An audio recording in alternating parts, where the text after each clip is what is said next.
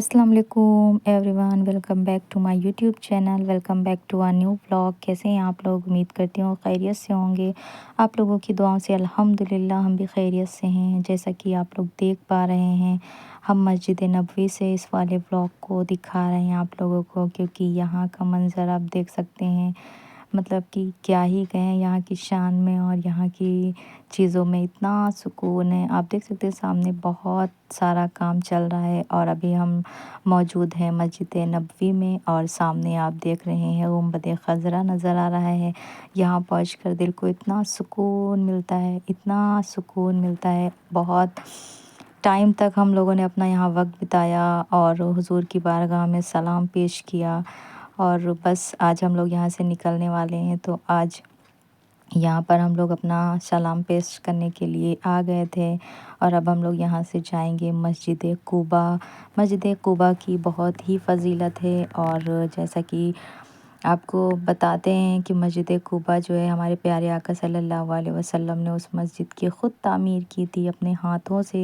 उसमें ईंटें लगाई अपने हाथों से, बहुत सारे काम किए। वहाँ पहुँच जब उन्होंने वहाँ पर क़याम किया था, तो उन्होंने मस्जिद कुबा ख़ुद अपने हाथों से तामीर की थी। माशाल्लाह यहाँ का मंज़र आप देख सकते हैं। तो बस हम लोग वहाँ से निकलने के बाद अपना आ जाते हैं मस्जिद कुबा, और ये रहा वो खूबसूरत सी जगह, ये रहा वो प्यारा सा मंज़र, और ये रही सामने आपके नज़रों की मस्जिद कुबा। ये हमारे इस्लाम की पहली मस्जिद है। मतलब कि ये जो है मस्जिद नबवी से पहले तामीर हुई थी। हमारे प्यारे आका सल्लल्लाहु अलैहि वसल्लम जब मस्जिद यहाँ पर क़याम किए थे, मतलब मदीना शरीफ आए थे, तो सबसे पहले इस जगह पर आए थे, और वो यहाँ पर रुके 3 दिन, या फिर कुछ लोग कहते हैं 6 दिन रुके, कुछ लोग कहते हैं 3 दिन रुके। तो मतलब जब उन्होंने वो यहाँ पर तशरीफ़ लाए, यहाँ पर रुके, तो फिर उन्होंने यहाँ पर एक मस्जिद तामीर कर दी। तो ये इस्लाम की पहली मस्जिद है जो यहाँ पर उन्होंने अपने हाथों से तामीर की। फिर जब यहाँ से निकले तो वहाँ पर आगे पहुँचे, तो फिर उन्होंने आगे और मस्जिदें तामीर की, लेकिन ये जो मस्जिद है वो है पहली मस्जिद। तो हम चलते हैं, इसको आपको मस्जिद कुबा के अंदर लेकर चलते हैं और आपको दिखाते हैं। यहाँ पर हमारे प्यारे आका सल्लल्लाहु अलैहि वसल्लम की मेहनत है, जो उन्होंने इस मस्जिद को अपने हाथों से तामीर की। तो ये हमारी खुशनसीबी है जो हम यहाँ तक पहुँचे हैं।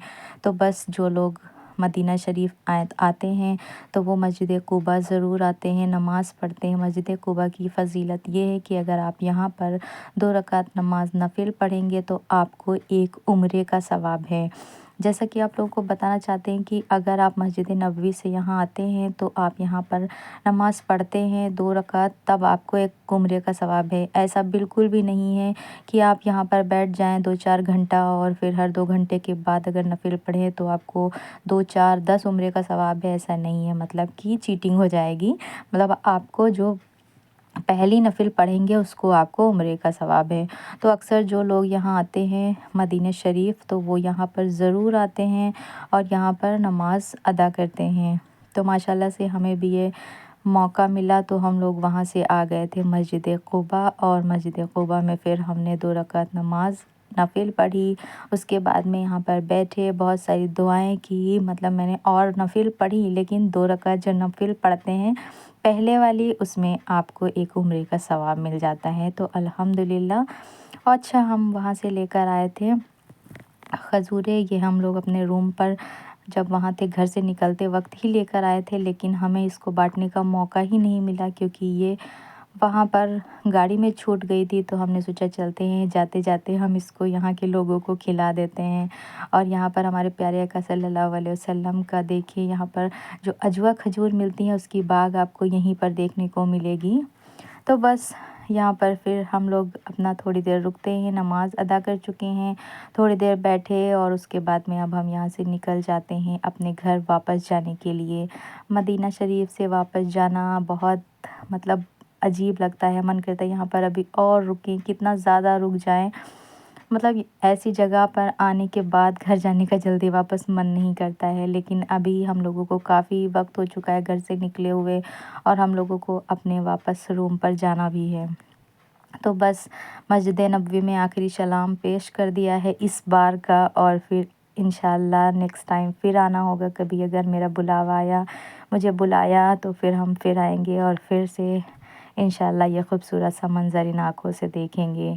अच्छा, वहाँ पर फिर हम लोग निकलने के बाद काफ़ी लंबा रास्ता है, काफ़ी लंबा सफ़र तय करने के बाद हम लोग पहुँच जाते हैं रियाद। और आप देख रहे हैं अभी रात हो चुकी है, मतलब पूरे 8-9 घंटे का सफ़र तय करने के बाद हम लोगों को रात तक घर पहुंचना था और हम लोग अपना रियाद सिटी में एंटर कर चुके हैं, आप यह देख रहे हैं।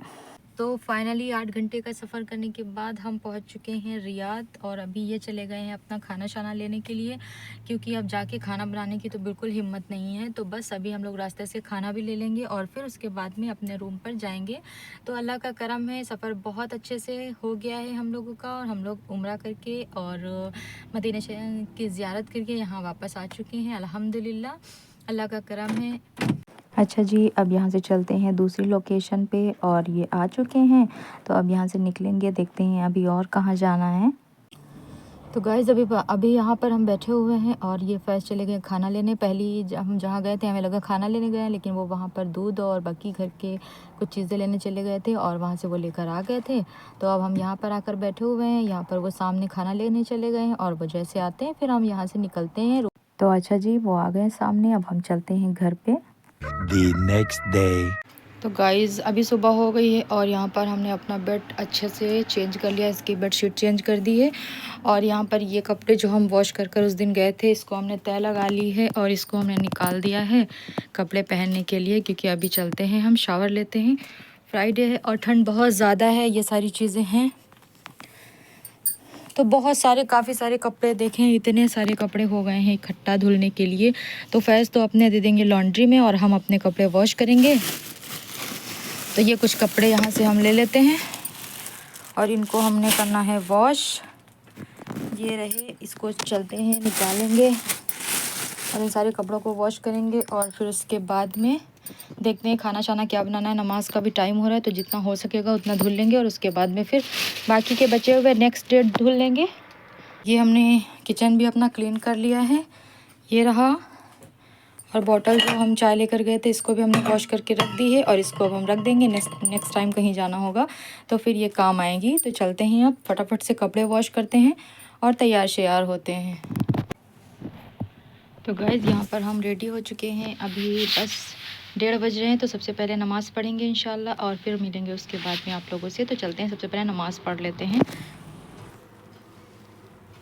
आज यहाँ पर हमने पढ़ ली है, बारी आ गई है खाना बनाने की। तो हमने दाल रख दी है बनने के लिए और इसमें लगा देते हैं अब सीटी। चावल चलते इसको पानी में भिगो के रख देते हैं।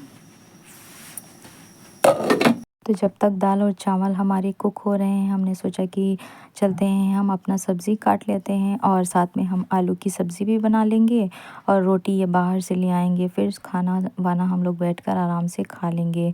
अच्छा, दोपहर का उतना जल्दी होता नहीं है, खाना आराम से खाते हैं। ये कभी खाते हैं कभी नहीं भी खाते हैं, तो उतना टेंशन नहीं होती है। लेकिन क्योंकि हम लोग इतना ज़्यादा ट्रैवल वगैरह करके आए हैं तो काफ़ी सारी थकान हो रखी है और घर में काफ़ी सारे ज़्यादा काम हो गए थे।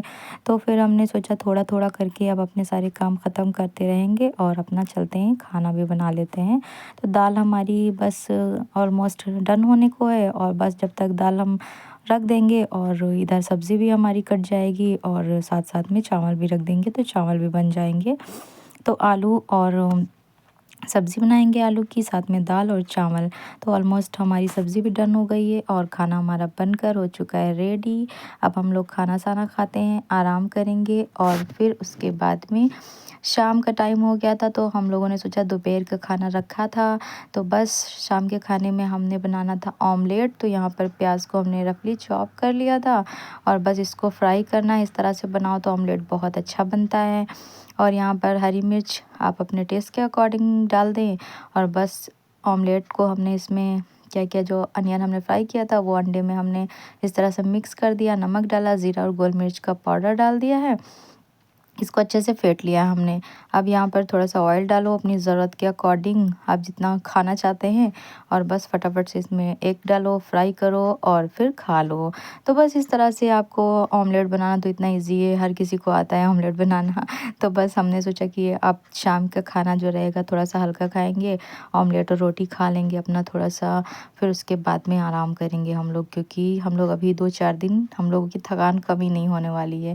खैर अब इस वाले व्लॉग को यहीं पर करते हैं एंड। और अगर आप लोगों को हमारा वीडियो अच्छा लगा तो वीडियो को लाइक कर लें, चैनल को सब्सक्राइब कर लें, पास में बेल आइकन है उसे प्रेस कर लें, जिससे हमारी जो भी वीडियो आती रहेंगी उनका नोटिफिकेशन आपको मिल जाएगा। हम मिलेंगे आपसे नेक्स्ट व्लॉग में। आज के लिए इजाज़त दीजिए। अल्लाह हाफिज़।